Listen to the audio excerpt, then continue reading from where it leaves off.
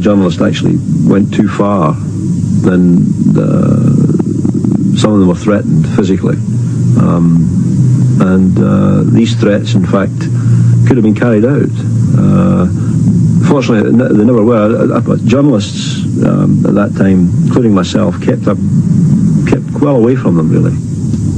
The Krays inspired this fear until the bitter end. Right from day one, the tension inside that court was electrifying. I mean, it was quite frightening physically to be so close to them. On the press bench in that particular court, you're literally only an arm away from the dock.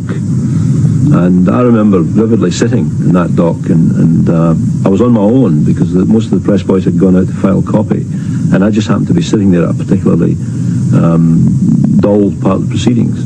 And I remember looking up and seeing Ronnie staring at me, just staring. I mean, it was really frightening. He just stood for a minute, 2 minutes, and I knew he was staring at me. Well, it was something that was very difficult to appreciate until and unless you saw the way it acted upon people and upon people's minds. People that had been the victims of this fear for a number of years were just physically wrecked and ruined. They were financially ruined, and it was very, very difficult to persuade people to give evidence against some organisation that had exerted this fear for such a long time. Professor Laurie Taylor taught sociology to members of the Kray firm in Durham Prison. He later made a study of their underworld. And the interesting thing was that as I talked to other people who had been gangsters or who knew the Krays, was that they said that the Krays began to differ slowly. In that, if you like, underworld, there is a tariff, there is a recognition. Okay, somebody stepped out of line, this was out of order, that had to be done to them. But what seemed to be happening with the Krays was that the punishment that was handed out was out of all proportion to the offence.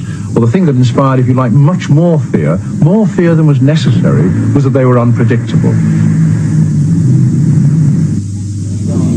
For over a decade, the Krays ruled in East London. These days, you won't hear any talk about protection rackets, fraud, murders. The firm is dead. One of the few reminders of their reign is Polici's Cafe. Still just the same as it was in the days when the Krays used to hold court over breakfast. But even though they're gone, the twins still continue to hold a peculiar fascination for many Londoners. It's as though they still have a presence in the East End. And in some ways, they do. In the course of making this program, we approached several witnesses to the Krays' grip on East London, but many of them refused to talk. I want to forget the past. I don't want to think about the Krays. I want £10,000 to talk to you, and then I'll leave the country. I don't want my house burnt down. People around here don't know I was involved with the Krays. I prefer to keep it that way. One ex-gangland member who refused to appear on the program wrote this letter. Whilst the Krays are inside, people like me who have crossed swords with them are reasonably safe. But in the event of Reg Kray's release, people like me will be killed and disappear. You could say that the fact that the Krays are still somehow in the public eye might give some people an idea that they are emerging somehow unscathed from their imprisonment, that they're about to take up where they left off. But I think the Krays have moved wholly into the area of entertainment. They're now out of the area of crime. And I think it is really that any fear that people have at the moment is based upon just seeing their face everywhere in the papers and somehow assuming that the ubiquity of their image indicates some capacity on their part to be able to behave in the way in which they did in the past towards their enemies.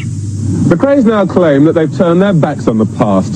They won't be coming back down here to claim their old manor. They say they served 22 years in prison and now all they want is a quiet life. Later on this year, their supporters will be launching an all-out campaign for an early release. But will the public image they've so carefully created work against them?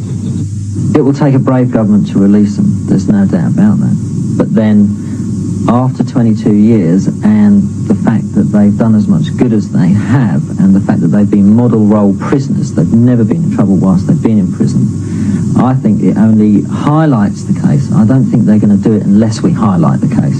We've got to keep pushing. Your passion flows by.